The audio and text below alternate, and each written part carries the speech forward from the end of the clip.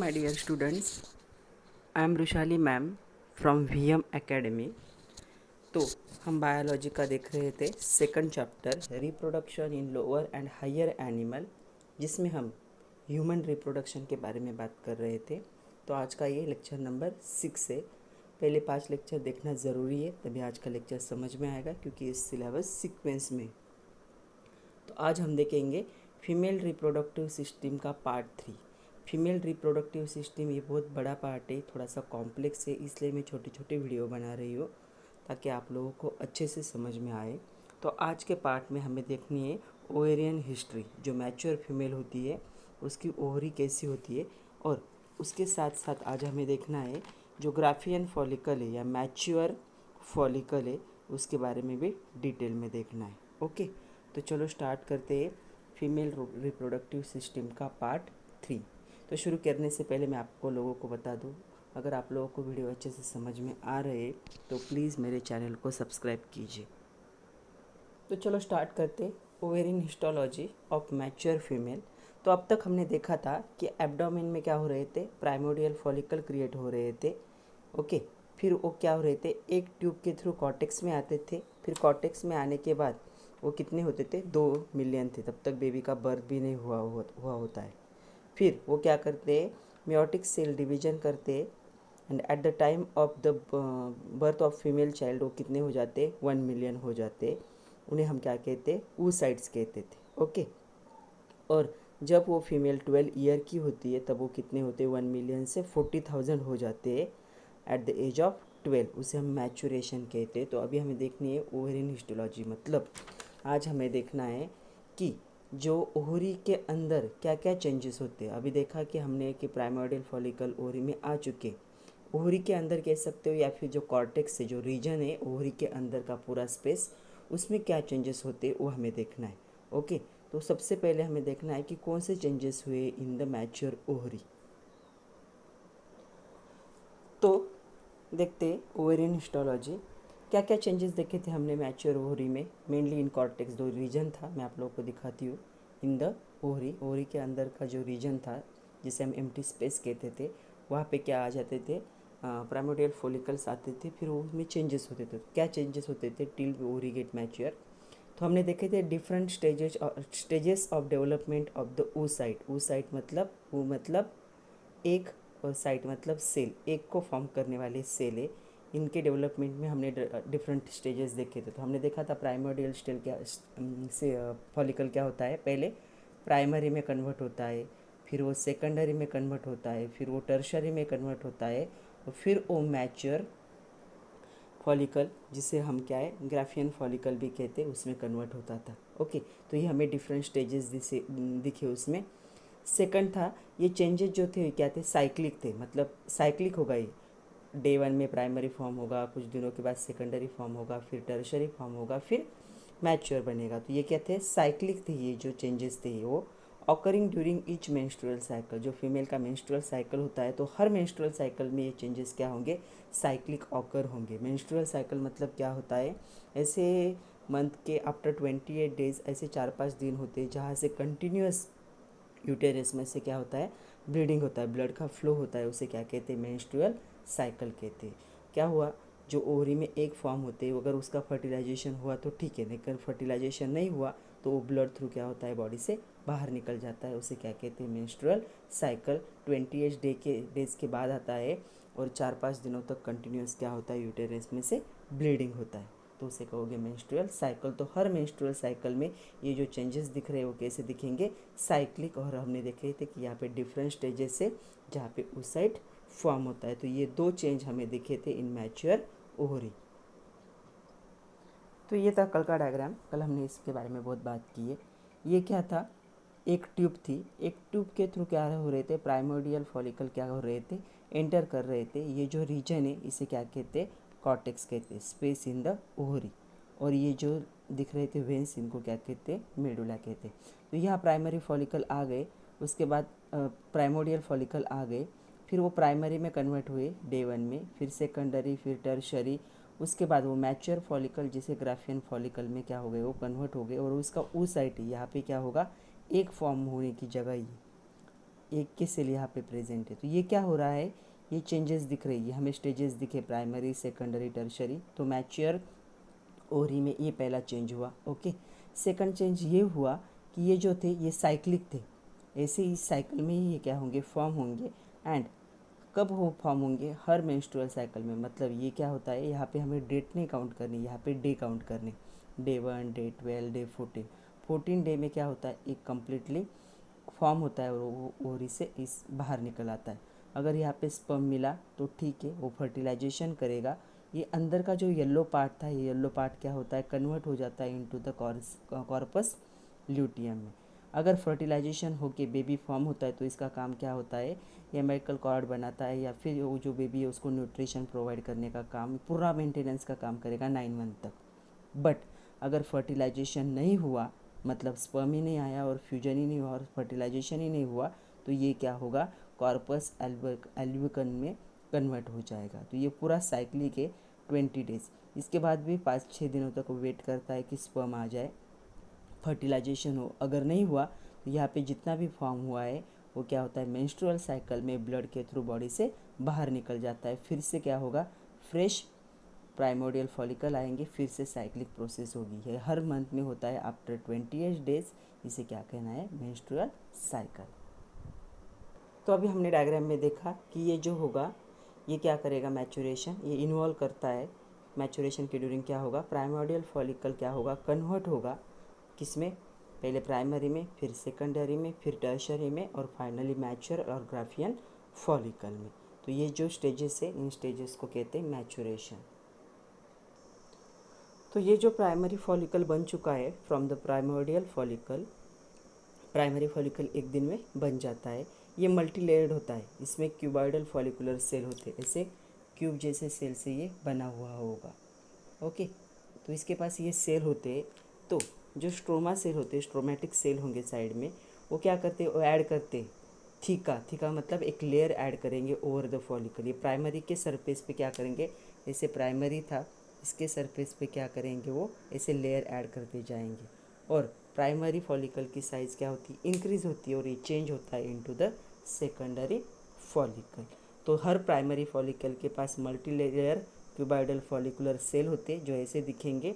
उसके आजू बाजू में जो स्ट्रोमा होता है वो क्या करता है, उस पर लेयर फॉर्म करता है on the surface of primary follicle, और उसे सेकेंडरी फॉलिकल में क्या हो कर देता है, कन्वर्ट कर देता है। इसीलिए प्राइमरी फॉलिकल की साइज़ कम थी और सेकेंडरी की साइज़ क्या होगी, थोड़ी सी उससे बिगर होगी।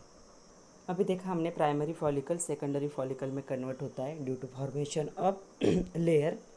तो जब इसका डेवलपमेंट या ग्रोथ कंप्लीट होता है उस साइड का, इन सेकेंडरी ग्रोथ या सेकेंडरी फॉलिकल में, तो ये क्या प्रोड्यूस करता है, एक हार्मोन प्रोड्यूस करता है जिसका नाम क्या है, एस्ट्रोजन नाम का हार्मोन है। हमें पता है ओवरी में कितने हार्मोन फॉर्म होते, 5 हार्मोन फॉर्म होते।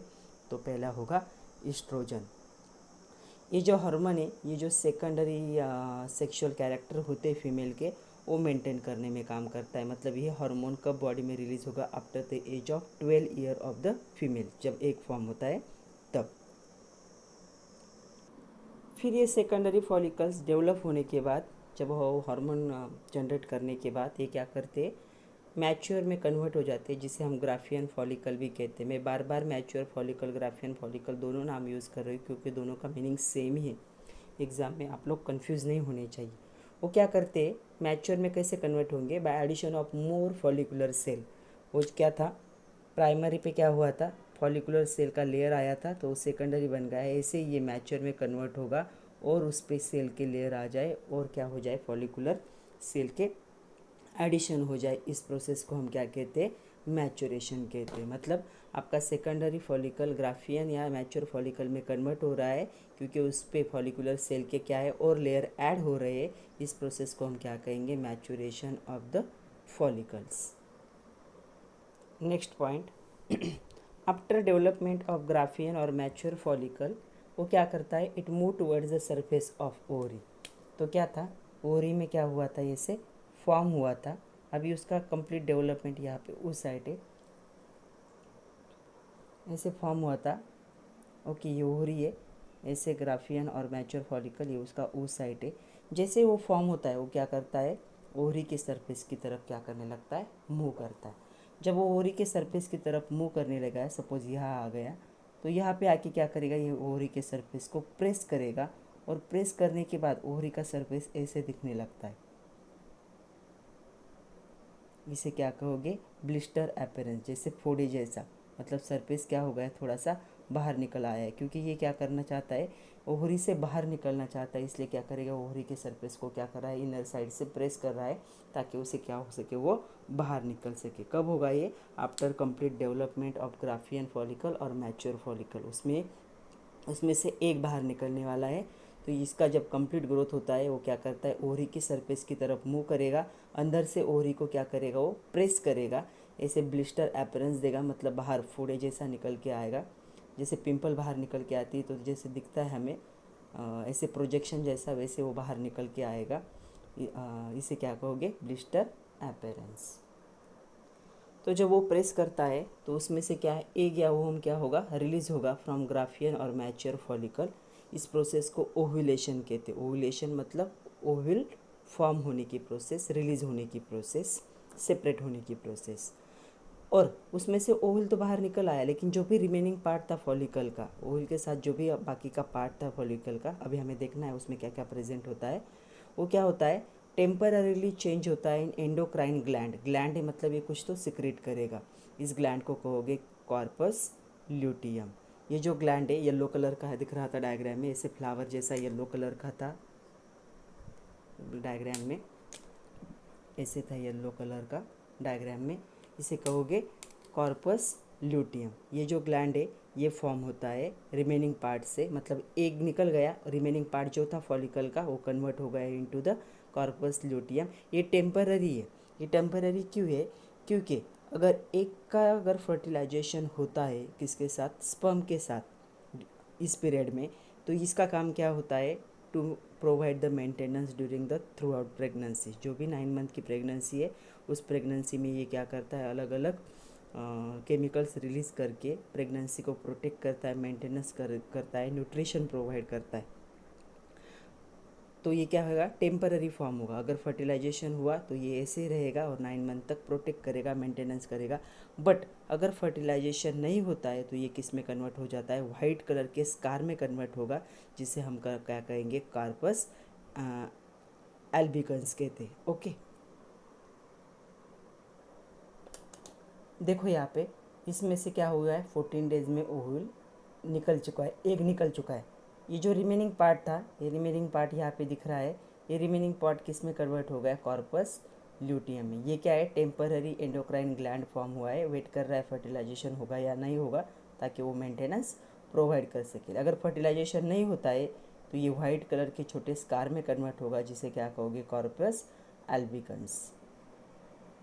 तो अभी हमने देखा कि अगर फर्टिलाइजेशन नहीं हुआ, if fertilization does not take place, the corpus luteum जो येलो कलर का था डीजेनरेट, ये कन्वर्ट होता है into white scar, white scar में कन्वर्ट होगा, जिसे हम क्या कहेंगे, कॉर्पस एल्बिकन्स। ओके, तो ये जो प्रोसेस है 20 डेज में हो जाती है। तो अभी हमने देखा जो प्राइमोडियल फॉलिकल थे, प्राइमरी, सेकेंडरी, टर्शरी, फिर क्या हो रहे थे, मैच्योर फॉलिकल में कन्वर्ट हो रहे थे, जिसे हम ग्राफियन फॉलिकल भी कहते हैं। फिर इसमें से एक बाहर निकलेगा, रिमेनिंग पार्ट क्या होता है, कन्वर्ट होता है अलग अलग एंडोक्राइन ग्लैंड में। तो जो मैच्योर फॉलिकल होगा या ग्राफियन फॉलिकल है, उसका डिटेल स्ट्रक्चर देखते हैं हम, वह कैसे बनता है। तो इसे ही मैच्योर ओवेरियन फॉलिकल भी कह सकते हो, मैच्योर या ग्राफियन दोनों का मीनिंग सेम है। The secondary oocyte is surrounded by the non cellular layer. ये जो सेकेंडरी फॉलिकल होते हैं, जो क्या होंगे, एक नॉन सेलुलर लेयर, मतलब जो ऐसी लेयर जो सेल से क्रिएट नहीं होती है। बॉडी का ये ऐसा ही पार्ट है जहाँ पे क्या है, नॉन सेल वाली लेयर क्या होती है, प्रेजेंट होती है। अदरवाइज सारे लेयर क्या बनते हैं, सेल से बनते हैं। उसे हम क्या कहेंगे, जोना पेल्यूसिडा।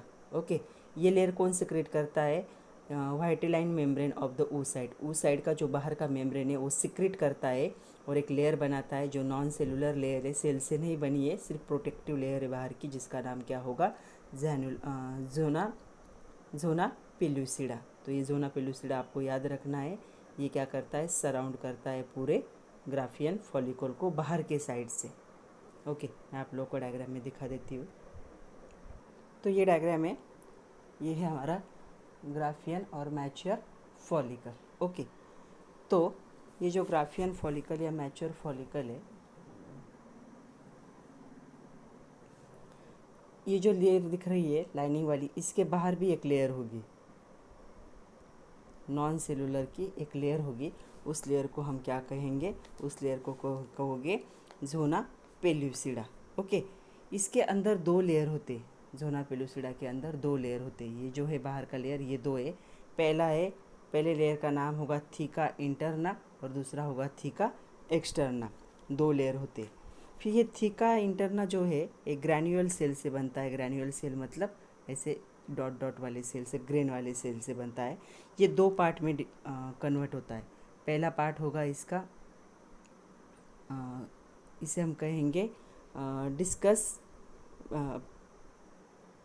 दो पार्ट हो गए, डिस्कस प्रोलीजरस सेल, और दूसरा होगा कोरोना रेडिएटा। अब यहाँ पे हम कोरोना वायरस की बात नहीं कर रहे, ये नाम है सेल का कोरोना रेडिएटा। ओके, तो ये भी क्या होंगे? दो लेयर होंगे, इसे ग्रैन्युलोसा भी कहते हैं। ओके, तो ये दो लेयर होंगे, मतलब बाहर का एक लेयर, फिर ये दो layer theca interna, theca externa, ये दो लेयर, फिर थीका इंटरना के अंदर भी दो लेयर होंगे। पहला होगा डिस्कस प्रोलीजेरस और दूसरा लेयर होगा कोरोना रेडिएटा। उसके अंदर क्या होगा? oocyte प्रेजेंट होगा। ओके, तो जो कोरोना रेडिएटा जो है ना, वो क्या करता है? oocyte की बाहर की लेयर को बनाएगा। मतलब जो oocyte है, यहाँ पे देखो ये oocyte है, उसकी जो बाहर की लेयर है वो कौन बनाता है? कोरोना रेडिएटा बनाता है। इसके अंदर एग होगा, ये जो oocyte है इसके अंदर ये छोटा सा दिख रहा है, ये क्या है? एग, या इसे ओहम भी कहते हैं। तो एग का आउटर लेयर जो होगा उसे हम क्या कहेंगे? कोरोना रेडिएटा कहेंगे। बीच में एक कैविटी होती है, ये दिख रही है फेंट पिंक कलर की एक कैविटी होगी। इस कैविटी को क्या कहोगे? एंथ्रम। इस कैविटी को क्या कहते हैं? एंथ्रम कहते हैं, जिसमें एक फ्लूइड प्रेजेंट होता है। यहाँ पे एक फ्लूइड प्रेजेंट होगा, उस फ्लूइड को हम क्या कहेंगे? लिकर फॉलिकुलर कहते हैं। तो ये क्या था? स्ट्रक्चर था। तो ये पॉइंट थे डिटेल इसके। तो चलो पॉइंट एक बार देख लेते हैं। तो सबसे पहले बाहर की लेयर जो होगी उसे क्या कहोगे? Zona pellucida. उसके अंदर दो लेयर होते, थीका एक्सटर्ना बाहर की लेयर, थीका इंटरना अंदर की लेयर। इसके अंदर भी दो लेयर होते हैं, discus proligerus and the corona radiata. Corona radiata को कौन ज्वाइन होगा? यहाँ पे oocyte ज्वाइन होगा, जिसके अंदर एक प्रेजेंट है। और ये जो स्पेस दिख रहा है, यहाँ से लेकर यहाँ तक का जो स्पेस दिख रहा है, जो कैविटी दिख रही है, इस कैविटी को क्या कहेंगे? एंट्रम कहेंगे। इस कैविटी में एक फ्लूइड, एक सेमी थिक लिक्विड प्रेजेंट होता है, उस लिक्विड को कहोगे लिकर फॉलिकुली। तो ये लिकर फॉलिकुली का भी काम है आगे। तो लिकर फॉलिकुली मतलब क्या है? Antrum fluid. ये जो स्पेस है, इस प्लेस में जो फ्लूइड प्रेजेंट होगा उसे क्या कहोगे? लिकर फॉलिकुली। तो अभी हमने डायग्राम में देखा कि इसके अंदर दो लेयर प्रेजेंट होते। आउटर जो प्रोटेक्टिव लेयर है उसे कहेंगे थीका एक्सटर्नल। थीका जहाँ भी वर्ड आएगा, थीका का मीनिंग होगा लेयर। तो एक्सटर्नल लेयर, तो उसे कहोगे थीका एक्सटर्ना।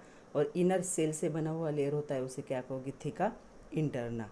तो ये जो थीका इंटरना, ये क्या करता है? एस्ट्रोजन नाम का हार्मोन को क्या करता है? प्रोड्यूस करता है, जो फीमेल के सेकेंडरी सेक्सुअल कैरेक्टर को क्या दिखाएगा? सेकेंडरी सेक्सुअल कैरेक्टर मतलब बाहर से देखने के बाद हमें जिससे पता चलता है कि मेल या फीमेल है, उसे क्या कहते हैं? Secondary sexual character. तो ये एस्ट्रोजन दिखाता है after the age of 12 year के बाद वो स्टार्ट होते हैं। Inner to the theca interna the follicular cells form the membrana granulosa. तो इसके अंदर एक ग्रैन्युलोसा का लेयर कौन फॉर्म करता है? थीका इंटरना फॉर्म करता है। तो ये जो ग्रैन्युलोसा है, ये क्या होता है? डिफ्रेंशिएट होता है इनटू द टू लेयर्स। तो पहले का नाम क्या होगा? इसका नाम होगा डिस्कस प्रोलीजेरस, और दूसरा का नाम होगा कोरोना रेडिएटा। कोरोना वायरस नहीं, ये कोरोना रेडिएटा एक सेल का नाम है। तो ये दो लेयर प्रेजेंट हो गए। जो होगा क्यूमुलस ऊफोरस, ये एक टर्म आती है। तो जो oocyte और सराउंडिंग ग्रैन्युलोसा के जो सेल होंगे, इन सबको एक साथ क्या कहोगे? क्यूमुलस ऊफोरस। तो एक ही वर्ड यूज़ किया जाएगा, ऑल इन वन वर्ड। तो जो पूरे oocyte और सराउंडिंग जो भी ग्रैन्युलोसा सेल होंगे, एक साथ हम इसे क्या कहेंगे? क्यूमुलस ऊफोरस कहेंगे। Okay okay. एक फ्लूइड कैविटी प्रेजेंट होती है जिसे एंट्रम कहोगे, किसके बीच में होंगी, oocyte और मेम्ब्रेनर ग्रैनुलोसा के बीच में होगी, जो फेंट पिंक कलर की मैंने आपको दिखाई, उसे कहोगे एंट्रम। और इस एंट्रम में एक फ्लूइड होता है, एक थिक लिक्विड प्रेजेंट होता है, उसे क्या कहोगे, लीकर फॉलिकुली कहेंगे। तो ये लीकर प्रेजेंट होता है उसमें, क्या कहोगे उसे, लीकर फॉलिकुली। तो अब तक हमने क्या देखा, जो ग्राफियन फॉलिकल था उसके सबसे बाहर का लेयर होगा जोना पेलुसिडा, इसके भी बाहर वाला लेयर। फिर उसके अंदर दो लेयर होते हैं, एक होगा थीका एक्सटर्ना, दूसरा होगा थीका इंटरना। थीका इंटरना के अंदर क्या होते हैं, एक ग्रैनुलोसा सेल होता है जो डिफ्रेंशिएट होता है इनटू टू लेयर। उसका पहले का नाम होगा डिस्कस प्रोलीजेनस और दूसरा होगा कोरोना रेडिएटा। तो कोरोना रेडिएटा क्या है, उस साइड का बाहर का लेयर है। ओके, ये कोरोना रेडिएटा उस साइड का बाहर का लेयर बनाएगा जिसके अंदर एक प्रेजेंट होता है, उस साइड के अंदर ये एक प्रेजेंट दिख रहा है, इसे ओहम भी कह सकते हो। तो ये बीच में जो कैविटी होती है, इस कैविटी को हम क्या कहेंगे, एंट्रम कहेंगे। मतलब यहाँ से लेकर यहाँ तक का जो स्पेस दिख रहा है इसे कहोगे एंट्रम, और इसमें एक लिक्विड प्रेजेंट होता है, इसे क्या कहोगे, लीकर फॉलिकुली कहेंगे। तो ये था हमारा structure of the Graafian follicles. एक बार थोड़ा सा रिवाइज कर देते हैं क्योंकि नेक्स्ट लेक्चर में हमें देखना है ओविडक्ट। तो एक बार समझ लेते हैं कि ओवम कैसे बना था, जो एक था वो कैसे बना था। बर्थ से पहले जो फीमेल बेबी था उसके एब्डोमेन में क्या हो रहा था, 2 मिलियन क्या थे, प्रीमोइडल फॉलिकल बन रहे थे। ओके, फिर क्या है, ये जो एक ट्यूब है इसके थ्रू वो कहाँ आ रहे थे, यहाँ पे आ रहे थे, कहाँ पे, कॉर्टेक्स। ये ओवरी का सेक्शन है, जो एम्प्टी स्पेस होगा उसे क्या कहते हैं, कॉर्टेक्स। तो ये यहाँ पे कॉर्टेक्स में आ जाएंगे, फिर वो अपने आप को डेवलप करने लगते। मतलब प्राइमोडियल फॉलिकल क्या होंगे, प्राइमरी में कन्वर्ट होंगे, वो सेकेंडरी में कन्वर्ट होंगे, फिर टर्शरी में कन्वर्ट होंगे, फिर मैच्योर फॉलिकल या ग्राफियन फॉलिकल में क्या होंगे, वो कन्वर्ट होने लगेंगे। इस ग्राफियन फॉलिकल के अंदर ये जो दिख रहा है, ये यहाँ पे गोल गोल वाला, ये क्या है, इसे हम क्या कहेंगे, oocyte। मतलब यहाँ पे एक बन सकता है, वो मतलब एक और साइट मतलब सेल। ओके, तो ये प्रोसेस को कितने दिन लगते, ऑलमोस्ट 14 डेज लगते। ओके, 40 डेज के अंदर क्या होगा इसका, ये जो है oocyte वो एग में कन्वर्ट होगा, जिसे हम ओव्यूलेशन कहते हैं। ओव्यूलेशन मतलब एग फॉर्मेशन और ओवम फॉर्मेशन। तो ये जो एक बाहर निकल आया है, अगर उसी टाइम पे यहाँ पे स्पर्म आता है तो फ्यूजन होगा और फर्टिलाइजेशन होगा। और जो रिमेनिंग पार्ट था, एग निकल जाने के बाद जो रिमेनिंग पार्ट था वो किस में कन्वर्ट हो गया था, यहाँ पे येलो कलर के पार्ट में कन्वर्ट हो गया था, जिसे हम क्या कहते थे, कार्पस ल्यूटियम कहते थे। ओके, कार्पस ल्यूटियम कहते थे। ये वेट करता है कि क्या हो जाए, एग का स्पर्म के साथ फर्टिलाइजेशन हो जाए ताकि ये मेंटेनेंस प्रोवाइड कर सके। बट अगर फर्टिलाइजेशन नहीं होता है तो ये क्या होगा, वाइट कलर के स्कार में कन्वर्ट होगा, जिसे हम क्या कहेंगे, corpus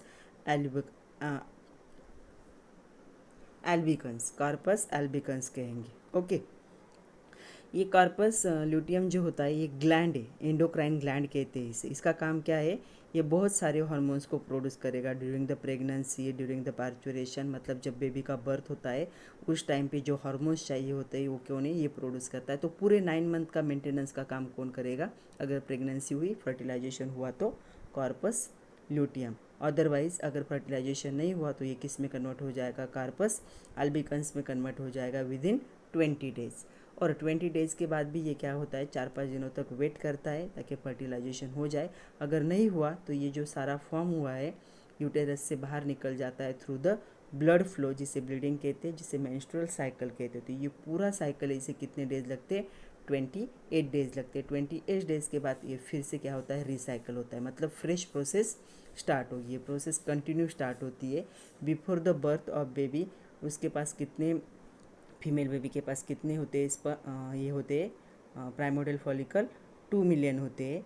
at the time of birth वो कितने हो जाते हैं, 1 मिलियन। और जब बेबी 12 ईयर की होती है, जब उसका मेंस्ट्रुअल साइकिल स्टार्ट होने वाला होता है फीमेल का, एट दैट टाइम वो कितने होते हैं, 40,000। और कितनी एज होती है, रिप्रोड्यूसिंग एज हर वुमन की एवरेज 32 ईयर्स होती है। ओके, तो आज के लिए इतना ही था बच्चों। तो कल हम देखेंगे ओविडक्ट के बारे में देखना है हमें, यूटेरस के बारे में देखना है हमें, उसके बाद वजाइना के बारे में देखना है हमें। तो हम नेक्स्ट पार्ट में देखेंगे। आई होप आप लोगों को लेक्चर अच्छे से समझ में आ रहे हैं, आप सारे लेक्चर अच्छे से देख रहे हो। तो आपके पास PDF कॉपी है बुक की, खुद से नोट्स बनाओ, लेक्चर बार बार रिवाइज़ करो। थेरोटिकल टॉपिक है तो बार बार देखना पड़ेगा, वर्ड्स आपको याद करने पड़ेंगे। थोड़ी रिटर्न प्रैक्टिस करो, खुद का ख्याल रखो। लॉकडाउन का टाइम है तो ज़्यादा से ज़्यादा टाइम पढ़ाई में यूटिलाइज़ करो। Thank you very much.